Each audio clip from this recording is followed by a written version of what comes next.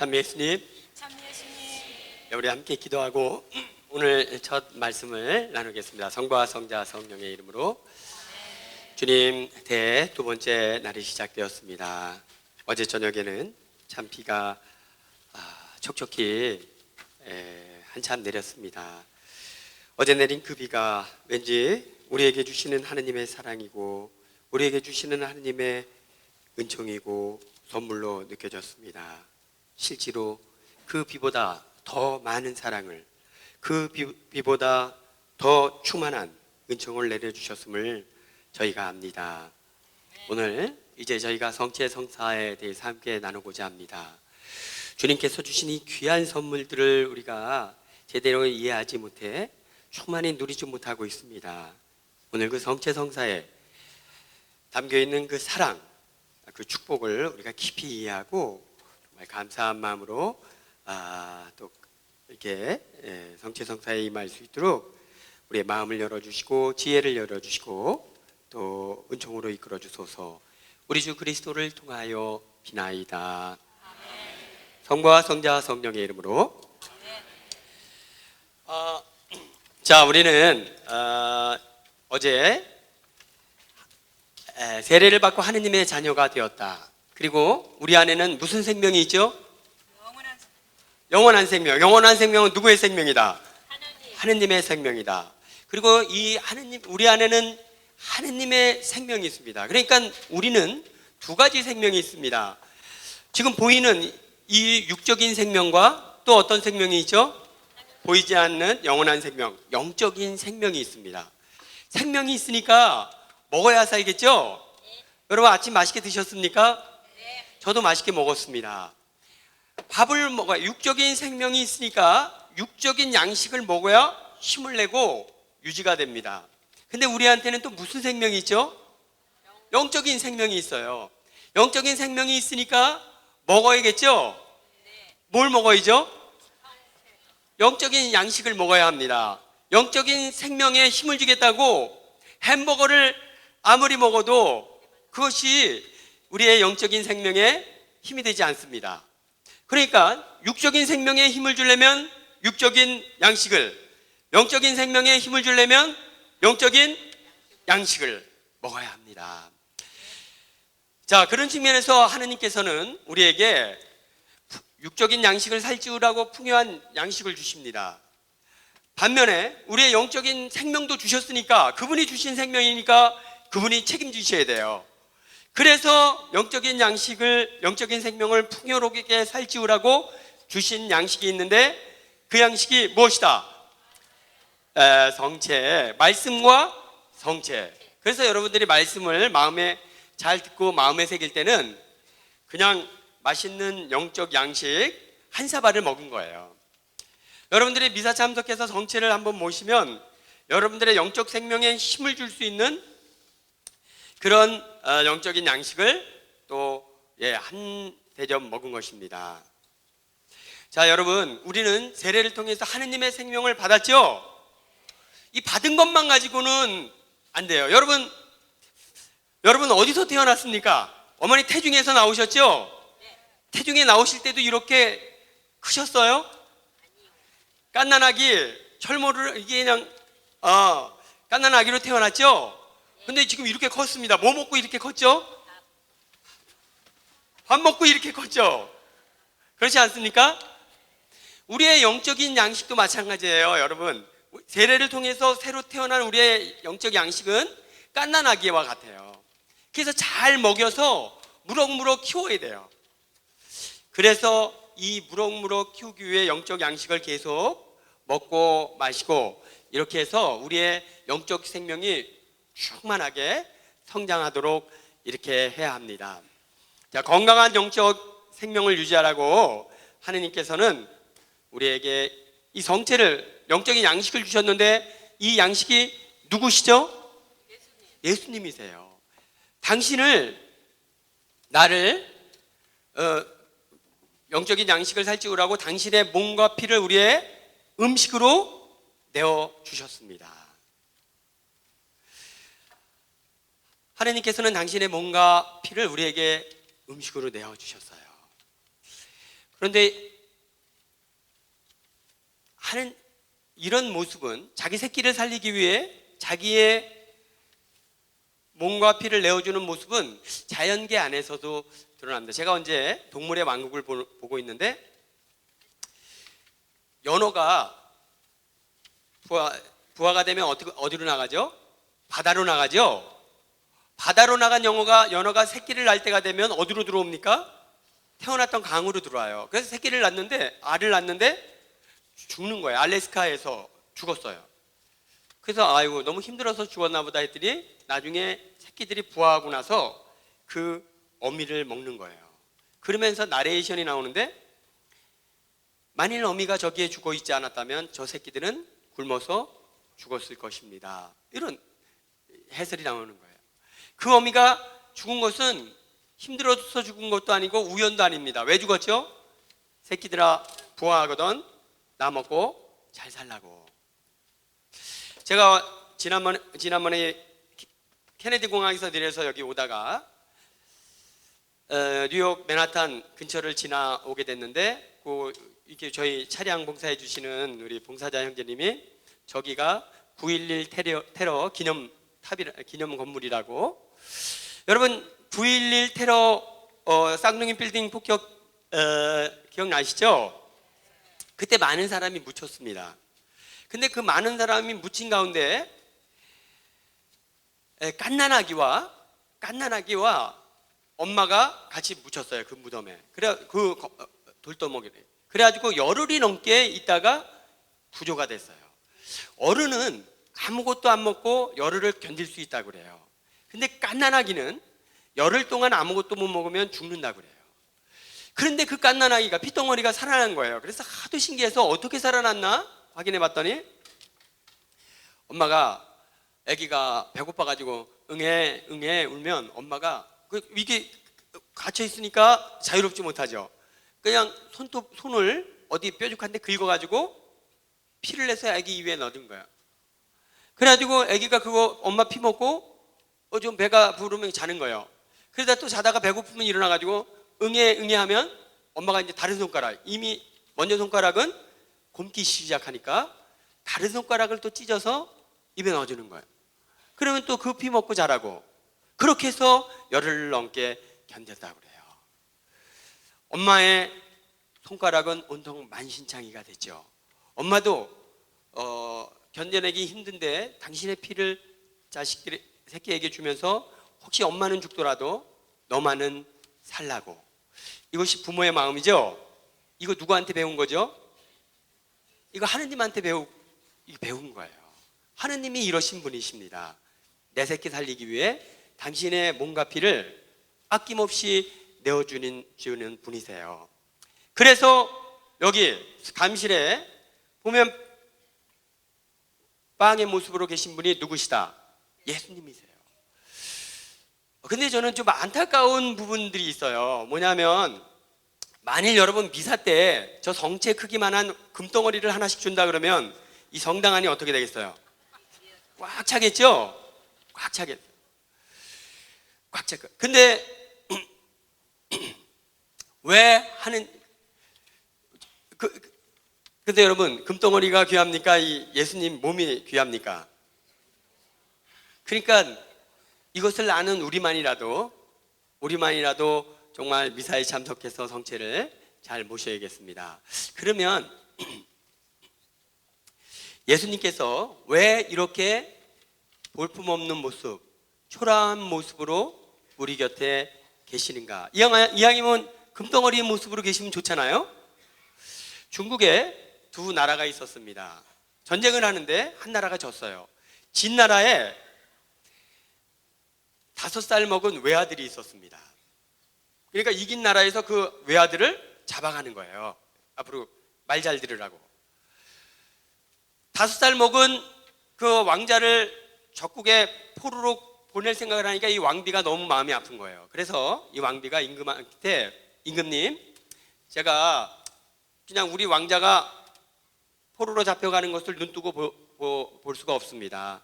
나 그냥 산속에 들어가서 풀뿌리나 캐먹고 살겠습니다. 그러니까 임금도 나라도 망하고 이판사판 다 된 판에 마음대로 하구려.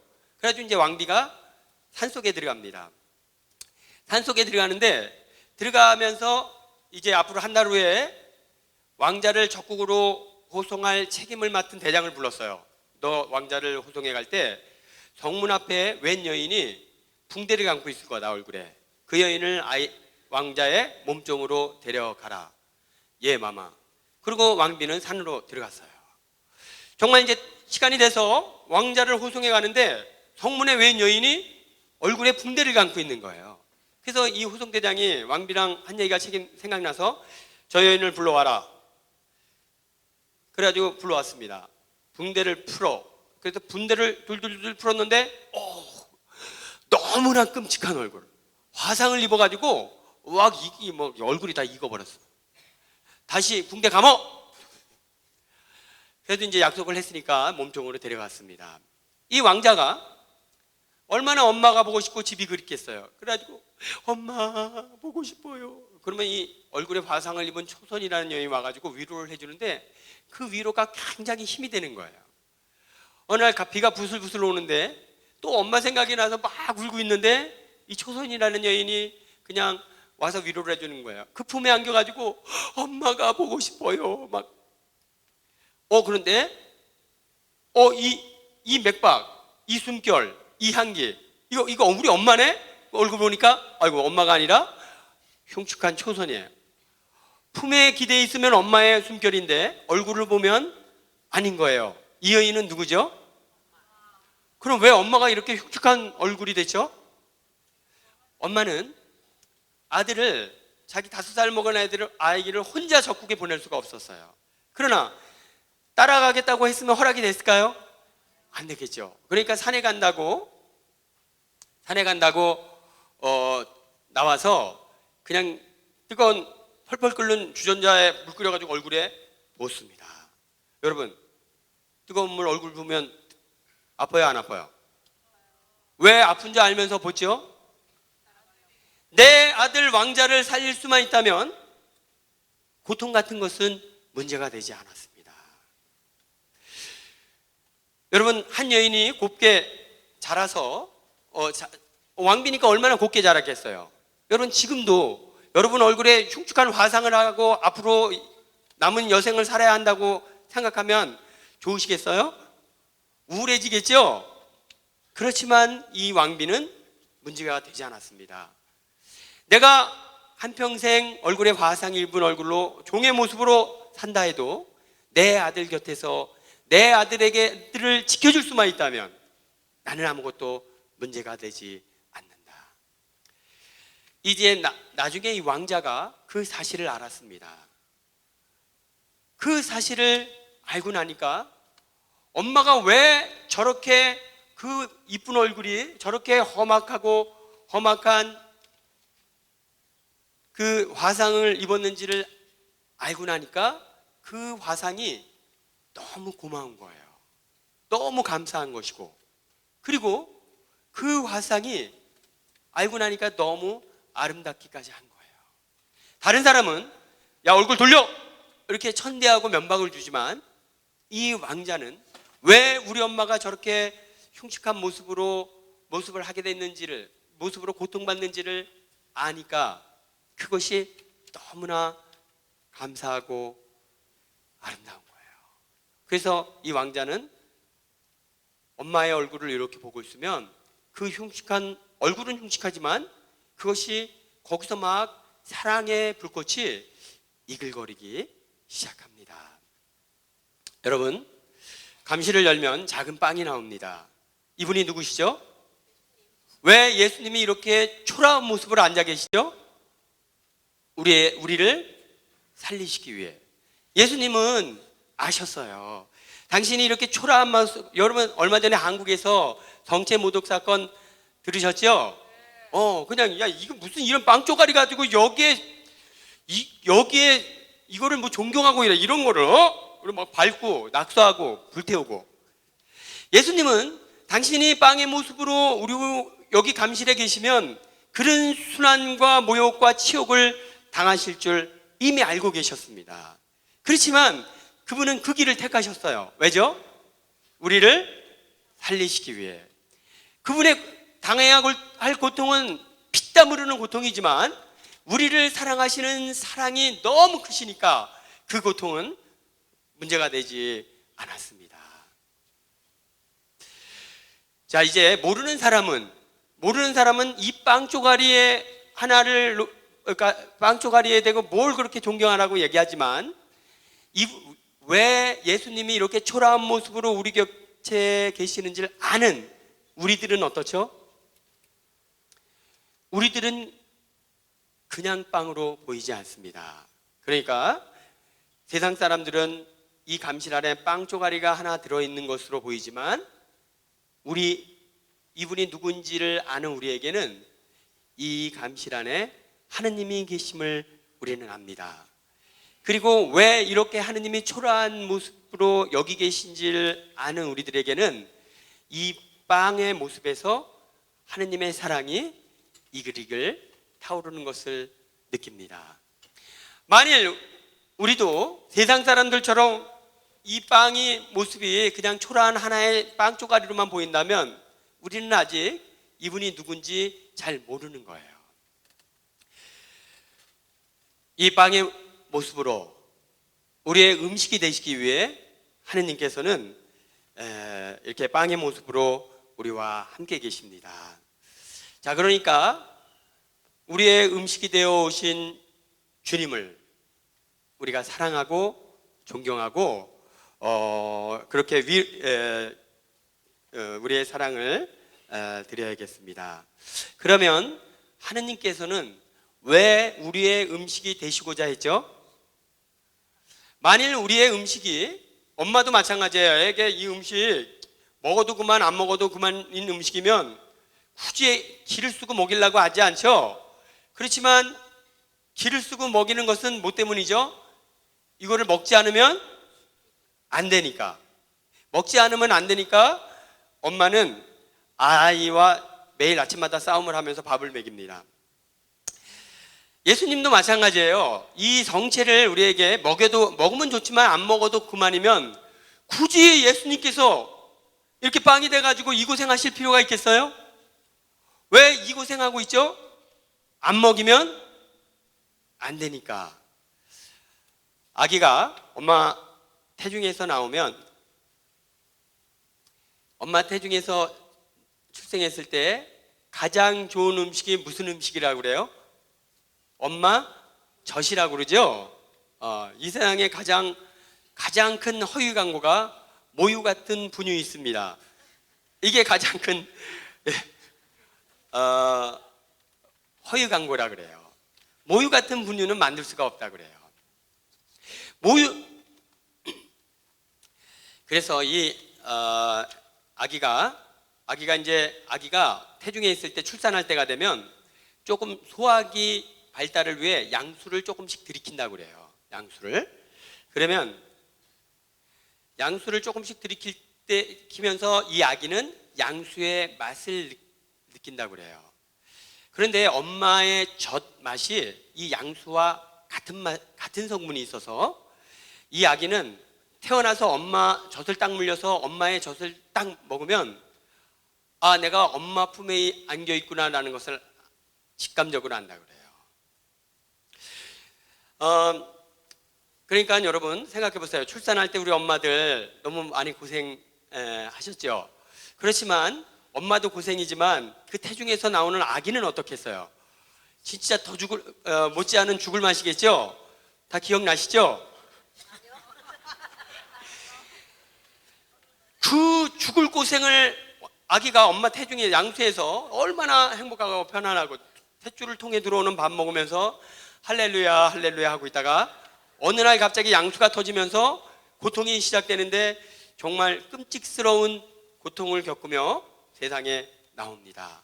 이때 이 아기는 얼마나 외롭겠어요.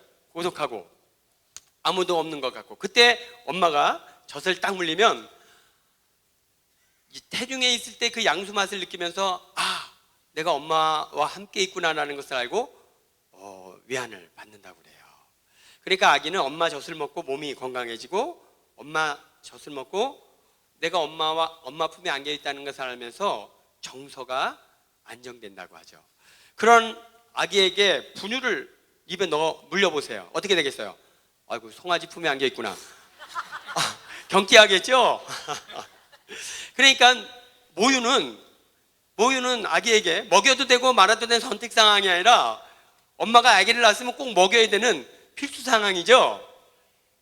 이 성체도 마찬가지예요. 우리가 먹여도 되고 말아야 되는 게 아니라 예수님께서 먹이지 않으면 안 되니까 우리에게 당신의 몸을 음식으로 내어 주셨습니다. 당신 먹고 어떻게 되라고? 당신 닮은 사람 되라고. 우리는 엄마 아빠가 주는 양식을 먹고 엄마 아빠를 닮아갑니다. 우리는 성체와 성혈을 먹고 예수님을 닮아가죠. 자, 그래서 우리 무엇을 먹느냐가 중요하죠. 여러분, 풀을 먹는 초식 동물은 어떻죠? 성격이 온화하죠. 고기를 먹는 육식 동물은 포악합니다. 늑대, 하이에나 이런 포악합니다. 성체를 천상 양식을 먹는 우리들은 어떻죠? 예, 우리들은 거룩합니다. 글쎄요, 우리가 한국에서 재미있는 조사가 있었어요. 교도소에 있는 사람들 중에 종교를 다 조사했어요. 어느 종교인가? 그랬더니 프로테이지적으로 제일 가장 적게 나온 종교가 천주교 신자예요. 왜 천주교 신자가 가장 적었을까요? 천주교 신자가 이렇게 예수님의 몸을 먹고 마시니까 가장 예수님 닮은 모습을 닮아가는 거죠. 자, 이렇게 우리는 성체를 먹고 마시면서 예수님을 닮아갑니다. 여러분, 스테이크 먹으면 무슨 냄새가 나죠? 라면 먹으면 라면 냄새가 나요. 성체를 모시면 그리스도의 향기를 풍기는 신앙인이 되어야겠습니다. 자, 그래서 이 성체가 이렇게 우리에게 소중하고 중요하다. 그래서 우리가 성체를 잘 모셔야 하는데, 성체를 모시는 자리가 어디죠? 미사 때 우리는 성체를 모시죠? 네, 미사 때 모십니다. 그래서 미사는, 기도 중에 가장 큰 기도는 미사라고 얘기를 해요. 왜 기도 중에 가장 큰 기도가 미사죠? 모든 다른 기도는 내가 봉헌되는 기도입니다. 나의 희생이 봉헌되는 기도. 미사는 누가 희생이 되는 기도죠? 예수님께서 제물이 되시는 기도예요. 그러니까 이 레벨이 다르죠? 레벨이 다릅니다. 그러니까 이런 거죠. 예전에 일본의 주둔에 있는 주일 미군이 학생을 성폭행했어요. 일본 전체가 막 들끓었죠. 주한미군 철수해라. 일본에 있는 미군들 다 철수하라고. 이때 일본의 주둔에 있는 군사령관이 사죄를 했습니다. 무릎 꿇고 사죄했죠. 그때문에 가라앉지 않는 거예요. 다 나가, 니들 다 나가. 꼴 보기 싫으니까. 그러니까 미국의 국방장관이 사과를 했어요. 그래도 안 되는 거예요. 결국에는 클린턴 대통령이 사과를 했더니 앞으로 조심해. 그러고서 가라앉았습니다. 그러면 왜 같은 사람인데 왜 일본의 주둔에 있는 군사령관이 사과를 했는데도 조금도 그것이 약발이 안 먹혔는데 클린턴 대통령이 사과를 하니까 일본 백성 국민들이 진정을 했죠. 이 일본에 있는 주일 사령관과 대통령은 레벨이 다르죠? 레벨이 다릅니다. 그러니까 이 봉헌도 내가 봉헌돼서 바쳐지는 제사와 예수님께서 제물이 돼서 바쳐지는 제사는 이 제사의 급이 다르기 때문에 은총의 효과도 다르다. 그러니까 이 세상에서 어떤 기도도 미사를 능가할 수 없어요. 그러니까 미사가 시작되면 모든 기도는 중지돼야 합니다. 다 미사에 집중해야 돼요. 어느 나라에 중국에 두 형제가 있었는데 아주 희귀한 피를 갖고 있어요. 그 많은 중국 사람들 중에서도 한 10명밖에 안 되는 희귀한 피를 갖고 있어요. 그 두 형제가 차를 타고 가다가 교통사고가 나가지고 형은 장파열, 동생은 뇌출혈. 그래서 빨리 수술을 받아야 되는데 피가 없어서 못 받고 두 형제가 나란히 죽어가고 있어요. 그 모습을 보는 아버지의 마음은 어떻겠어요? 너무 마음이 아팠겠죠? 이대로 있다는 둘 다 죽으니까 이제 작은 아들은 의식이 없으니까 큰 아들에게 갔어요. 아들아, 지금 니들은 피가 없어 수술 못 받고 죽어가고 있다. 그러나 너의 피를 동생에게 준다면 동생은 살 수 있을 것이다. 그럼 형은 어떻게 되죠? 형이 무슨 뜻인지 알아들었어요. 아버지 뜻대로 그렇게 하겠습니다. 그래도 두 형제가 나란히 수술실로 들어가는 거예요. 수술실로 들어가는 그 모습을 보는 아버지의 마음은 막 미어지는 거죠. 작은 아들은 살아나오겠지만 큰 아들은 이제 그것으로 끝이니까. 그래서 너무 막 마음이 아픈데 수술실 문을 넘어서는 순간 큰 아들이 아버지, 소원이 하나 있습니다. 아버지가 달려가가지고 아들아, 무슨 소원이든 얘기해라. 아버지, 큰 누나를 용서해 주세요. 큰 누나가 아버지가 반대하는 결혼을 했다고, 하여튼 아버지의 이놈의 기집애 나타나면 아주 다리 몽둥이 부러졌다고 딱 요절을 끊고 살아요. 근데 이제 이 아들은 참 너무 좋은 누나거든요. 그래도 너무 막 그게 가슴이 아픈 거예요. 어느 날 밥 먹다가 아버지 이제 큰 누나 한번 용서하세요 이랬다가 밥상 다 엎어지고 난리 났었거든요. 그래가지고 감히 말을 못 꺼내는데 이 큰아들이 이제 인생 끝이니까 죽기 전에 한 번 더 이야기해보자. 그리고 아버지한테 얘기한 거예요. 아버지가 뭐라고 그랬을까요? 안 돼! 라고 했을까요? 지금 그런 분위기가 아니죠? 지금 자기의 뜻을 따르기 위해 큰아들이 죽음의 문을 넘어서고 있습니다. 아들아, 이미 내 누나는 용서받았다. 바로 미사가 이런 자리입니다. 예수님, 미사는 십자가상의 재현이에요. 2000년 전 골고타 언덕에서 인류를 구원하고자 하는 아버지의 뜻에 따라 예수님께서 이렇게 처절하게 십자가에 못 박혀 돌아가셨죠. 아들아, 인류를 구원하기, 죄로 죽어가는 인류를 구원하기 위해 한 가지 방법이 있는데 네가 십자가에 달려 그 피로 이 인류의 죄를 대속하는 것이다. 아버지, 그렇게 하겠습니다. 그리고 이렇게 십자가에 달리셨어요. 그리고 그 재현이 바로 미사 성제입니다. 십자가 위에서 예수님 돌아가실 때 우측, 좌측, 우측 강도가 있었습니다. 그죠? 우측에 있는 강도가 뭐라고 얘기하죠?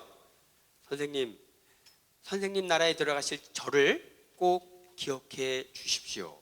이 사람은 평생 못된 짓만 한 사람이에요. 그냥 죄라는 죄는 보통 다 짓고 평생을 못되게 살아와서 오늘 예수님 옆에서 사형을 당하는 사람이에요.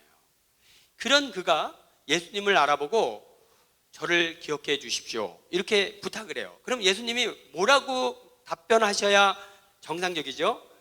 그래, 그럼 내가 아버지께 가서 부탁드려 볼게 이렇게 하셔야죠. 왜냐하면 그 전에도 그런 부탁을 받았거든요. 요한과 야고보가 선생님 왕위로 오르실 때 하나는 저희 둘을 하나는 오른편에 왼편에 앉게 해주세요 이렇게 부탁했더니 예수님 뭐라 그러셨어요? 그것은 내가 결정할 것이 아니라 아버지께서 결정하실 일이다 이렇게 말씀하셨어요. 그러니까 우측에 있는 강도에게 그래, 그럼 내가 아버지께 가서 부탁드려 볼게 이렇게 얘기해야죠. 근데 예수님 뭐라고 말씀하시죠? 너는 오늘 나와 함께 낙원에 있게 될 것이다. 왜냐하면 네가 부탁하니까 내가 아버지께 말씀드리겠는데 내가 지금 이 상황에서 드리는 말씀은 100% 어떻게 된다? 100% 오케이, 승인된다 는 것을 의미하기 때문에 예수님께서는 너는 오늘 나와 함께 있게 될 것이다 이렇게 말씀하세요. 십자가의 힘입니다. 십자가의 힘, 그 십자가의 힘이 매일매일 미사의 안에서 흘러나오는 거예요. 근데 조금 이따 이제 여기 지도 신부님께서 여기 제대 놓고 여기서 미사를 봉헌하세요. 그러면 십자가에 위에서, 이 제단 위에서 뭐가 흐르죠? 은총이 흘러요. 십자가에 위에서 창으로 찔렀더니 뭐가 흘렀다? 피와 물이 흘렀다. 그 피와 물이 인간에게 주시는 하느님의 사랑과 자비와 은총의 선물이에요. 이따 여기 제단을 마련해 놓고 미사를 봉헌하면 여기에서 뭐가 흘러내리죠? 그리스도의 피가 흘러내려서 이렇게 따라갈 거예요. 이거는 이쪽 라인은 예수님의 피, 이쪽 라인은 물. 그러니까 오늘 이 꽃꽂이를 하시는 분은 굉장히 묵상을 많이 하시고 꽃꽂이를 하셨네요, 보니까. 그죠? 네, 박수 한번. 네, 꽃꽂이 수고하신 분들 박수 한번 주시죠. 자, 그러니까 여러분, 이렇게 미사는 이렇게 2000년 전 예수님 십자가 위에서 보여주셨던 그 놀라운 은총의 힘이 재현되는 그런 은총의 자리입니다. 자, 그러니까 우리가 이렇게 은총의 자리에 매일매일 우리가 참석할 수 있다는 것이 우리의 특권이고 우리의 축복입니다. 그죠? 이거 아무나 이런 축복 받습니까? 우리에게 뭐가 있기 때문에? 우리에게 뭐가 있기 때문에 이 예수님의 몸과 피를 모시죠? 우리에게 영원한 생명이 있기 때문에. 예, 우리가 하루 더 해야겠네요. 여러분, 우리 안에 무슨 생명이 있죠? 영원한 생명. 영원한 생명. 하느님의 생명이 있죠? 이 영적 생명이 있으니까 우리가 영적인 양식을 먹는 거잖아요? 그러니까 이거 성체 아무나 먹습니까? 여기 여기 미국에 아무리 힘 있는 사람이 와서 달라고 그래도 주고 싶어도 줄 수가 없어요. 줘봐야 안 되니까. 영적인 생명이 있는 사람만이 성체를 모실 수 있는 거예요. 여러분, 어떤 사람이 죽어가지고 장사 지내면서 삼겹살을 엄청 좋아했어요. 여보게 삼겹살을 엄청 좋아했는데 마지막 묻히기 전에 삼겹살 한 처럼 먹어보게. 그리고 입에 넣어주면 먹을 수 있습니까? 없습니까? 왜 못 먹죠?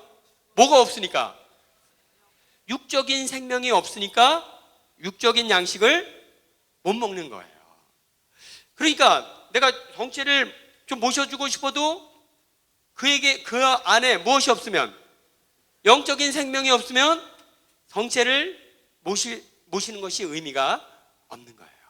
그죠? 그러니까 이제 가끔 미사 드릴 때 세례도 안 받은 사람이 앞사람 나가니까 따라 나가지고 막 달라고 그러죠. 가세요.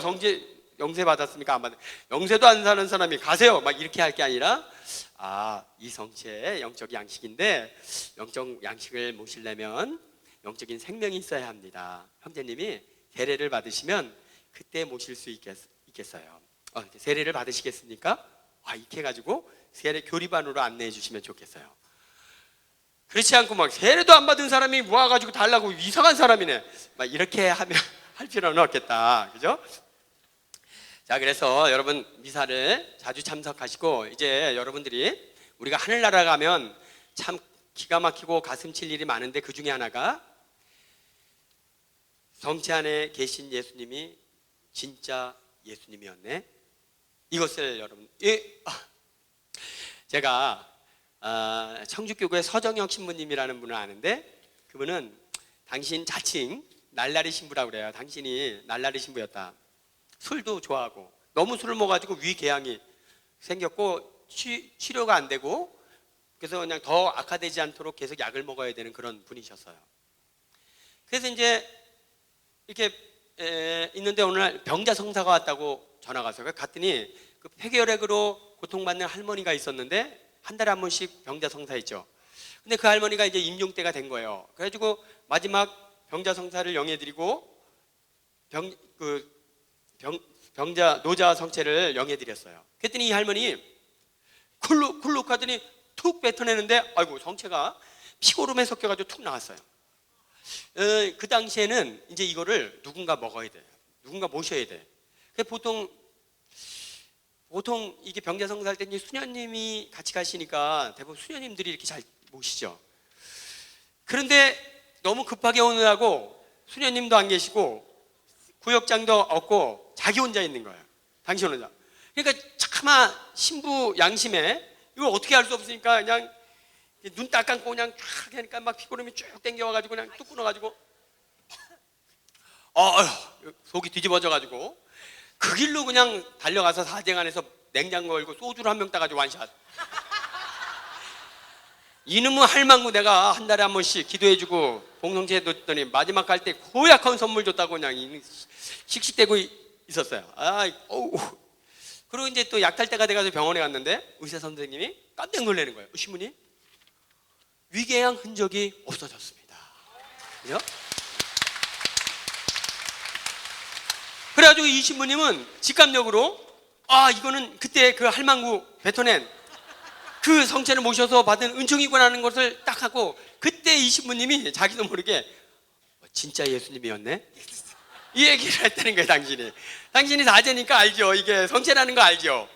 알지만 그런 체험을 하고 나니까 진짜 예수님이었구나.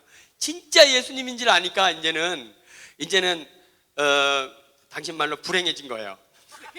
왜냐하면 다른 본당에는 성체 모셔놓고 한 달에 한 번씩 하는데 이제 그렇게 할 수가 없는 거예요. 어떻게 예수님을 한 달에 한 번씩만 현시하고 사람들을 공경하게 하냐. 우리 본당은 매주. 그것도 그냥 막 기도를 이 기도 저 기도 다 하니까 한 번 성시간에 막 2시간씩. 그래가지고 이분은 하여튼 성체를 현양하는 자리라면 막 물불을 가리지 않고 달려가서 하고, 또 성체 신심에 대해서 좀 이렇게 강의해 달라 그러면 강의해 주시고 이렇게 합니다. 우리는 나중에 하늘나라 가면 내가 매주일 모셨던 그 빵이 진짜 예수님이었네, 이 이야기를 꼭 하실 거예요. 그리고 뒤이어서 이럴 줄 알았으면 한 번이라도 더 모실 걸. 왜냐하면 그 당시에는 예수님이 굉장히 멀리, 이게 등급이 있을 거예요. 이렇게 등급. 저 같은 사람은 저도 50주년 성체대회, 작년에 50주년 세계 성령대회 로마에 갔었어요. 이 광장에서 미사를 하는데 우리 같은 신부들은 그 제단에 올라가지도 못해요. 막 주교님들로 꽉 차가지고. 그리고 우리 저 뒤에서 교황님이 막 요만하게 보여요. 보일까? 야, 교황님 지금 이렇게 교회 안에서 교황님도 저 콩알만하게 보이는 자리에서 내가 미사하는데 하늘나라 가면 어떻겠어요? 예수님이 콩알만보다도 더 작아지겠죠? 내 자리에 교황님이 계시겠죠? 그런데 지금은 어떠죠? 원하시면 1m 근방까지 올 수 있어요. 그리고 원하면 매일 여러분들이 성체를 모실 수 있고, 이 축복의 기회를 여러분들이 한 번이라도 더 갖고자 한다면 하나님께서 원하세요. 그런데 우리가 너무나 냉담한 거예요. 너무나. 아까도 말씀드렸지만 미사 때 금덩어리 하나씩 준다 그러면 막 꽉 차겠는데 그렇지 않으니까 그냥 주일 미사만 간신히 하고 있다. 만일 우리가 주일 미사만 하고 있다면 여러분 평일 미사도 자주 하시기 바랍니다. 근데 여기 계신 분들은 평일 미사를 자주 하시겠죠. 꼭 들어야 될 사람은 지금 저기 놀러가 있고, 꼭 안 들어도 되는 사람만 이렇게 듣게 돼서 제가 좀 안타까운데, 여러분 놀러 간 사람들 만나면 좀 전해주세요. 미사 꼭 평일 미사 꼭 참석하라고. 신부님 그거 모르나요? 좋은 거 시간이 없어서 그거 안 되죠. 영국에 토마스 모어라는 성인이 있었어요. 이 성인은 영국의 국무총리였습니다. 이분은 매일 아침 미사를 하고 이렇게 이제 일을 보러 가는 거예요. 비서가 국무총리니까 결제를 할 게 얼마나 빨리 결제해야 이 일이 돌아가는데 미사를 보고 오니까 너무 늦어져서 각하 그냥 미사는 주일날만 모시고 일찍 와서 좀 결제를 하시면 좋겠습니다. 여보게, 내가 하루 종일 고민해도 해결되지 않는 일이 미사를 참석하고 오면 30분 만에 해결되네. 어떻게 하면 좋겠나? 그냥 미사 보고 오세요. 여러분, 이거는 조금도 과장이 아닌 거예요, 여러분. 조금도 과장이 아닌 거예요. 우리가 지금 삶이 왜 이렇게 풀려나가는 듯하면서 꼬이고 꼬이는 듯하면서 더 꼬이고 그러죠? 왜냐하면 자기 지혜로 문제를 해결하려고 하니까 그래요. 자기 힘으로 문제를 해결하려고 하니까 길이 보이는 것 같은데 해결은 안 되고 있는 거예요. 여러분, 절대로 내 문제는 내 지혜로 풀 수 없습니다. 하느님께서 주시는 지혜만이 완벽하게 풀어낼 수 있는 거예요. 어디서 예수님 주시는 지혜를, 그러니까 여러분, 어디서 예수님이 주시는 지혜를 얻을 수 있겠어요? 기도하는 자리에서 예수님의 지혜를 받고 그 지혜를 갖고 임할 때 모든 문제가 풀려져 나가는 것입니다. 그러니까 여러분, 아이들 야단치실 때도 오늘 아이들 야단쳐야 돼요. 회초리를 아끼지 말라고 성서에도 나와 있어요. 야단치시되 오늘 야단을 치겠다라고 딱 하셔서 30분 야단칠 거면 그 4배, 2시간을 성체 앞에 딱 머무셔서 기도하셔야 돼요. 주님, 오늘 내가 아예 야단을 치겠습니다. 제 입을 통해 예수님 친히 말씀해 주세요. 제 손을 통해 주님 친히 좀 회초리를 대주세요. 이렇게 2배, 4배가 넘는 기도를 하지 않고 아이들 야단치면 내 말이 독이 돼서 아이에게 상처가 됩니다. 내 말이 오히려 아이를 훈계시키기보다는 삐뚤어 나가게 만들고 문제가 되게 만드는 거예요. 여러분, 간디가 어떤 엄마가 아이가 이빨이 다 썩었는데 계속 사탕을 먹는 거예요. 말을 너무 안 들으니까 간디에게 들어왔어요. 선생님, 얘가 더 이상 이제 사탕을 먹으면 안 되는데 계속 사탕을 먹어요. 얘 좀 이게 못 먹게 해달라고. 그랬더니 간디가 이렇게 보니까 제 이빨이 다 썩어가지고 먹으면 안 되게 생겼어요. 그래가지고 얘 그렇구나, 먹으면 안 되겠구나. 너 그러면 자매님 얘 데리고 한 달 후에 다시 오세요. 그래가지고 한 달 후에 오면 무슨 비법이 있나 보다.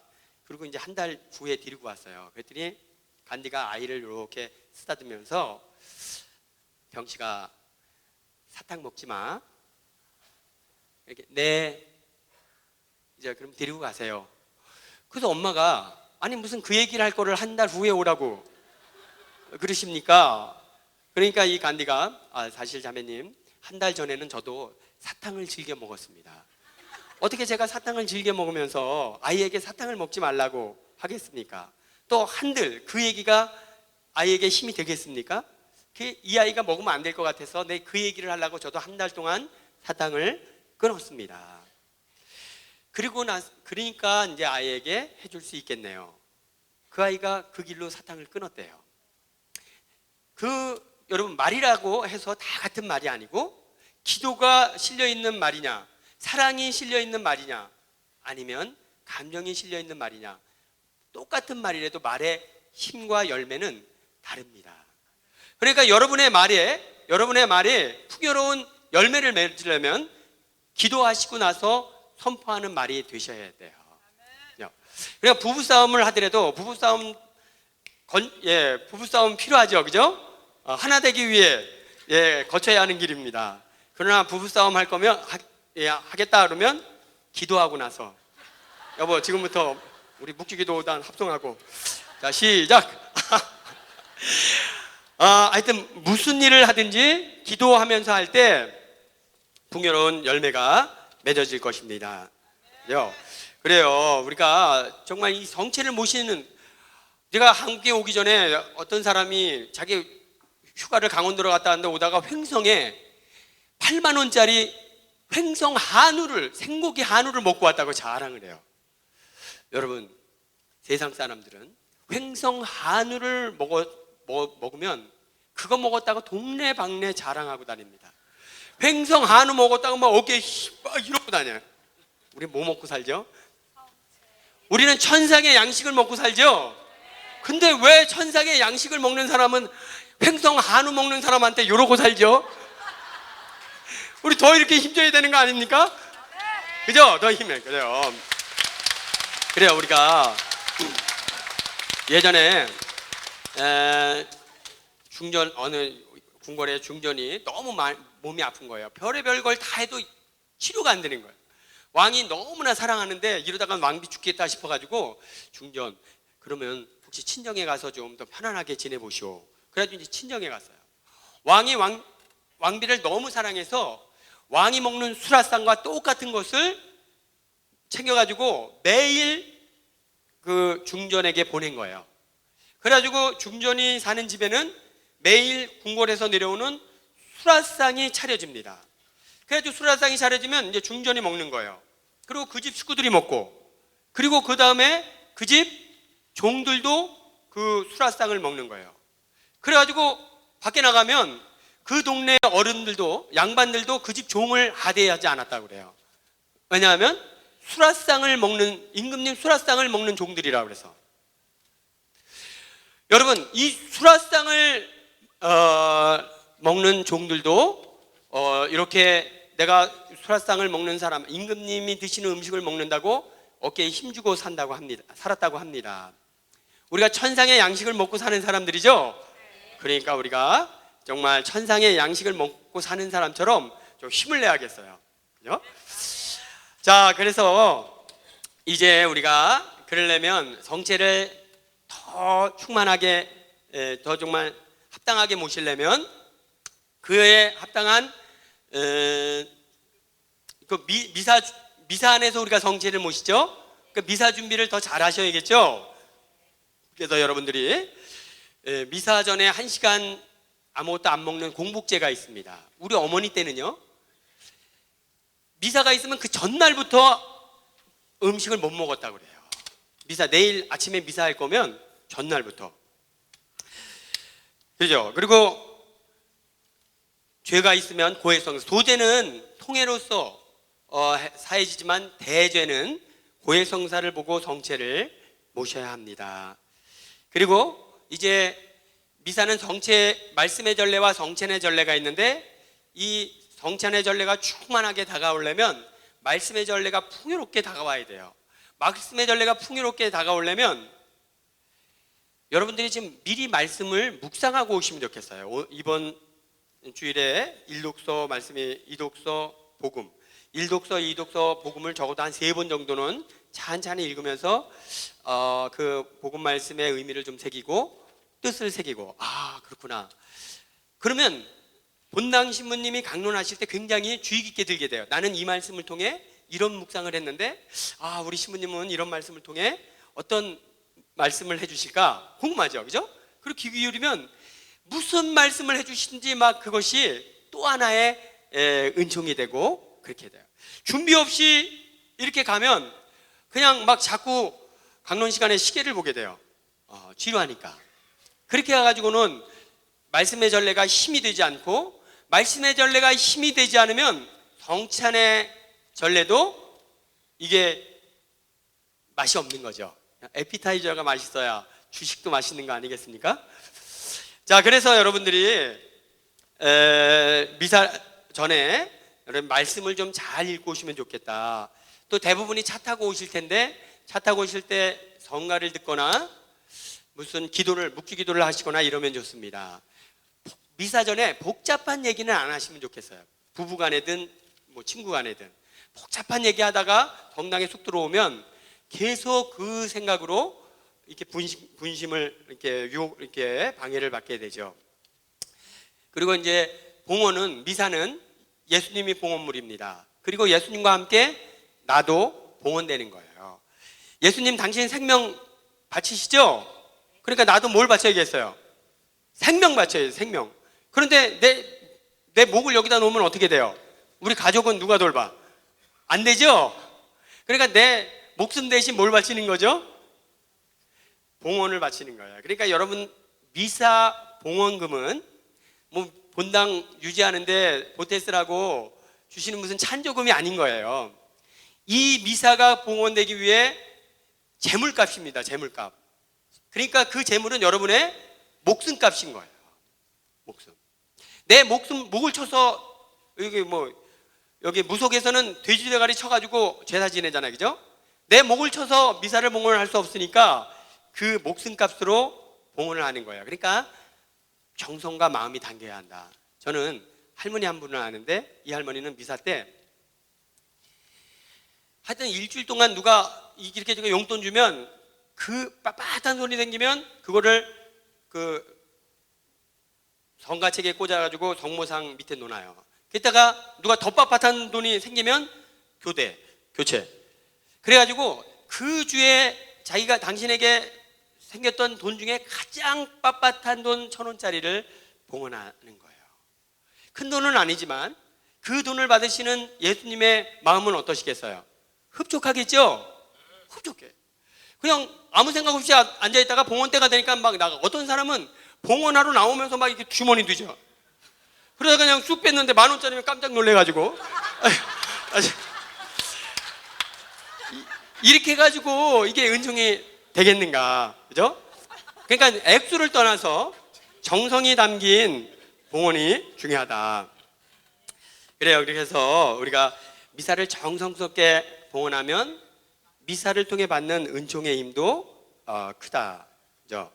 그래서 저는 모르겠어요. 어려서부터 우리의 중조 할아버지가 병임박해 때 돌아가셨어요. 우리는 미사를 빠진다는 것은 생각을 할 수가 없었어요. 우리 아버지는 아이들한테 야단치고 이러는 분은 아니신데 미사를 빠졌다 이거는 뭐 그날 난리 나는 거야.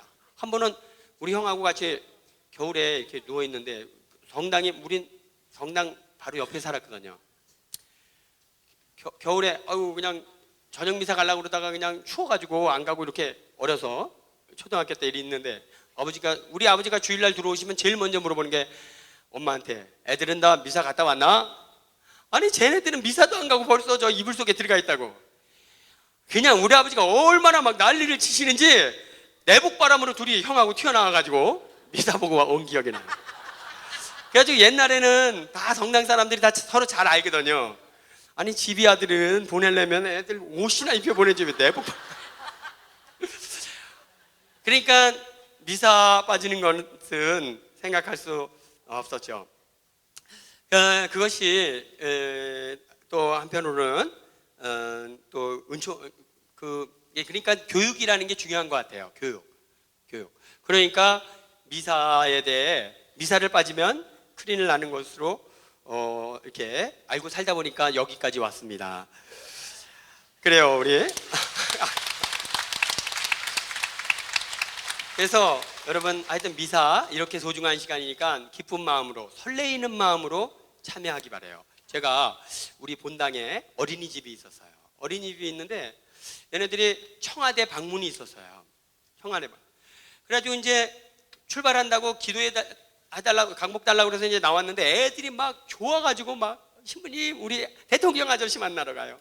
신부님 청와대 가보셨어요? 막 잘 갔다 와. 그리고 이제 강북해서 보냈는데 그냥 막 들떠가지고 밤새도록 잠도 안 자고 가는 거예요. 애들이 대통령 아저씨 만나러 간다고 막 날라가요. 제가 그 모습을 보면서 야 나도 미사를 가면서 저렇게 날라서 가본 적이 있나 이런 생각을 하면서 좀 반성을 해본 적이 있어요. 그죠? 대통령 아저씨가 높아요? 예수님이 높아요. 예수님이 짱이잖아요. 그죠? 제가 한 번은 이렇게 앉아있는데 조그만 아이가 아빠 손잡고 가는 거예요. 가다가 이게 마태오 어디 가니? 그랬더니 신부님 우리 아빠가 피자 사준대요. 피자 먹으러 가요. 신부님 부럽죠? 막 자랑하고 가는 거예요. 사실 부럽진 않았어요. 저도 보신탕 먹으러 가는 길이었거든요. 아니 피자. 그래서 그런 모습을 볼 때마다 제가 많이 조금 도전을 받고 반성을 합니다. 참 피자 한 판 먹으러 가면서도 저렇게 좋아하는데 예수님이 주신 천상 양식을 먹는 자리에 내가 얼마나 설레이는 마음으로 참여했는가. 자, 그래서 더 이렇게 준비된 마음으로 미사에 참여하면 좋겠습니다. 미사는 우리가 주신 특권입니다. 미사는 신자들의 의무이기도 하지만 특권이에요. 특권. 혹시 미사 참석은 그래도 시간이 정해져 있으니까 그 시간을 맞추지 못하면 안 되지만 성체조배는 내 시간에 맞춰서 할 수 있죠. 그러니까 여러분들이 성체 안에 계신 예수님과 깊은 일치를 이루는 또 하나의 시간이 성체조배예요. 그래서 자주 여러분들이 원하는 시간에 언제든지 성당에 오셔서 어제도 제가 밥 먹고 이렇게 나오는데 여기 몇 분이 한 6, 7분이 이렇게 앉아가지고 성체조배 하시는데 그 모습이 얼마나 아름다운지 그냥 저도 같이 하고 싶은데 보니까 다 같은 유니폼을 입고 있어요. 그래가지고 저건 아무나 끼면 안 되나 보다. 그리고 그냥 안 들어갔었는데 그러게요. 그래서 하여튼 성체조배 미사가 통해서 여러분 하여튼 여러분 그래요. 우리 성체조배 시부님 성체조배 지루해요. 뭐 그치 사람들과 얘기면 좀 얘기가 되겠는데 여기 앉아 있으면 얘기가 안 되니까 지루해요. 막 이런 얘기를 하는데 그래요. 그게 어떤 선을 넘으면 너무 감미롭습니다. 이 세상 어떤 친구와 마주 대하는 것보다 더 감미로움이 이 예수님과의 만남 안에 있어요. 그러니까 여러분들이 성체 앞에 자주 나가셔야죠. 자주 나가서 익숙해져야 그 맛이 느껴져요. 여러분 칡뿌리 씹어 보셨죠? 제가 산에 가면 꼭 칡뿌리 이렇게 씹는데 칡뿌리 씹으면 처음엔 맛이 어떻죠? 써요. 자꾸만 씹으면 달짝지근하죠. 그러니까 우리 성체조배가 그런 거예요. 그리고 성체조배 굳이 뭐 큰 말 하는 게 아니라 그냥 성체조배하기 위해 오는 것 자체가 기도입니다. 앉아 있는 것 자체가 신앙 고백이에요. 왜 앉아 있죠? 이 빵에 이 초라한 모습으로 빵의 모습으로 앉아 있는 분이 누구라는 고백인 거죠? 이 나의 주님이라는 고백인 거예요. 그냥 성체 앞에 앉아 있는 것 자체가 신앙 고백인 거예요. 그러니까 굳이 그 이게 뭘 많은 말을 안 해도 돼요. 어떤 사무장님 수기 공모전에 이런 얘기가 있어요. 천형성체 초등학교 3학년 천형성체를 받았는데 수녀님이 이제 천형성체하면 앞으로 열심히 성체조배 성체 앞에 와서 기도해야 돼. 내 천형성체를 했어요. 그래서 사무장님이 이렇게 앉아 있는데 천형성체한 학생 하나가 와가지고 사무장님 성당 문 좀 열어주세요. 왜? 성체조배 하려고요. 너무 기특해가지고 문을 열어줬는데 문을 열어주고 이렇게 나오는데 바로 나오는 거예요. 애들이 그렇지 뭐. 그 다음 날도 또 열어달라고 그래서 열었더니 바로 나오는 거예요. 그래서 이제 궁금했어요. 얘가 도대체 어떻게 성체조배를 하나. 그래서 이렇게 틈 사이로 보니까 뚜루루루 와가지고 꾸벅 예수님 저 왔어요. 꾸벅 예수님 저 갈게요. 그래가지고 이제 사무장님이 막 웃었어요. 근데 며칠 동안 안 보이는 거예요. 그래서 이렇게 물으니까 급성 폐렴이 걸려가지고 병원에 중환자실에 입원했는데 앞으로 퇴원하려면 한 2달은 있어야 된다고 그런 얘기를 들었어요. 아유 참 어린애가 안타깝다. 그런데 한 일주일이 지나니까 또 성당에 온 거예요. 그래서 야 베드로 일로 와봐. 너 많이 아파서 한참 입원했는데 너 어떻게 이렇게 빨리 저기 병원에서 퇴원했니? 그랬더니 저기 사무장님 사실은요 제가 이렇게 병원에 누워 있는데 웬 할아버지가 이렇게 들어오더래. 꿈인지 생신인지 그냥 누워 있는데 웬 할아버지가 들어와가지고 나를 막 깨우더래요. 베드로 나 왔어. 이거 보시더니 나 갈게. 그러더니 열이 내렸다고 그 얘기를 해주라는 거예요. 이 아기가.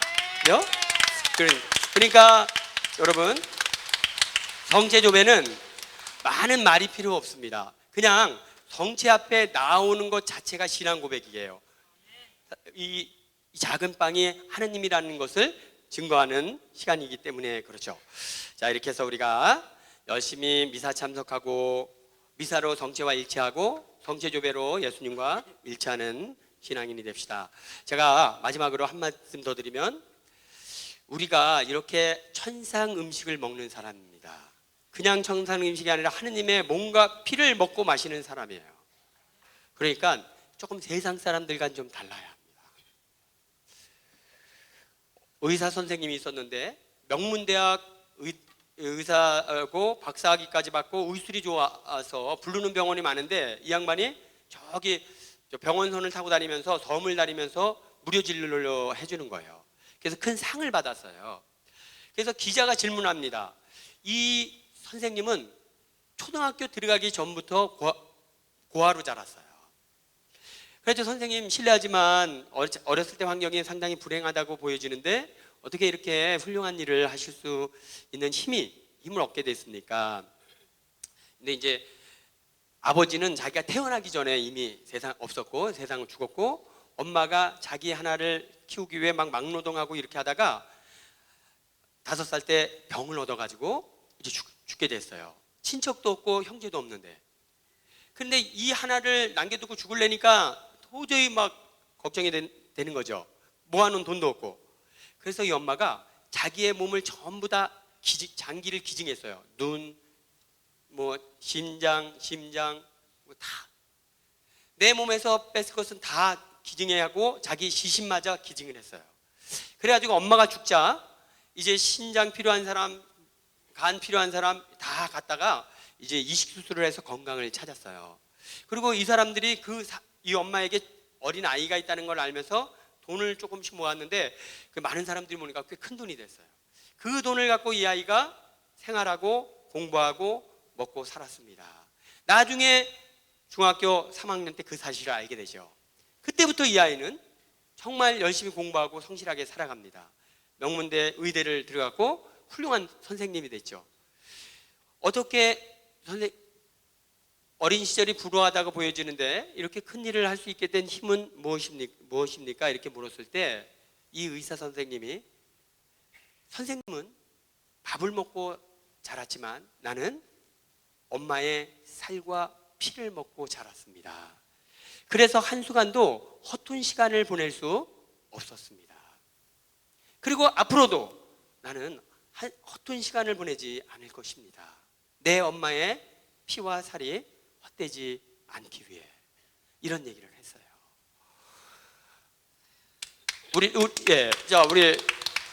우리는 그 의사 선생님의 말에 주목합시다. 우리는 예수님의 몸과 피를 먹고 마시는 사람입니다. 그러니까 한순간도 헛된 시간을 보낼 수 없는 사람입니다. 우리가 헛된 시간을 보낸다면 예수님의 피와 살이 헛되게 되는 것입니다. 그렇죠? 자, 이렇게 해서 이제 우리는 어제 고해성사 우리의 모든 죄를 씻음 받습니다. 상처를 치유받고, 여러분 이 인간의 죄의 문제를 해결해 줄 수 있는 분은 오직 하느님 한 분이시고 고해성사로 그 문제가 해결됩니다. 우리의 영혼을, 영적 생명을 키울 수 있는 가장 영양가 높은 천상 양식을 우리는 매일 먹고 마시는 이런 특권을 받습니다. 이 우리의 특권이죠. 이런 특권 우리만 누리면 되겠습니까? 안 되겠죠. 더 많은 사람들이 함께 누렸으면 좋겠죠. 근데 아무나 줄 수 있어요? 어떻게 해야 먹을 수 있죠? 그 사람에게 정체를 주고 싶은데 줄 수 없으니까 그 사람을 어떻게 세례를 받도록 해야겠죠? 그러니까 여러분, 나가서 복음을 전합시다. 나가서 예수님을 주님으로 받아들이라고 전합시다. 그래서 예수님의 이름으로 세례를 받고 그들도 예수님의 피로 씻음을 받고 치유되고 그들도 예수님의 몸과 피를 먹고 마시고 힘을 내는 신앙인이 되게 합시다. 온 세상에 복음을 전하는 신앙인이 됩시다. 자, 모여서 기도하고 나가서 선교하자. 모여서 기도하고 나가서 선교하자. 자, 다시 한번 힘차게 모여서 기도하고 나가서 선교하자. 자, 우리 주님께 감사의 박수를 드립시다. 영광이 성부와 성자 성령께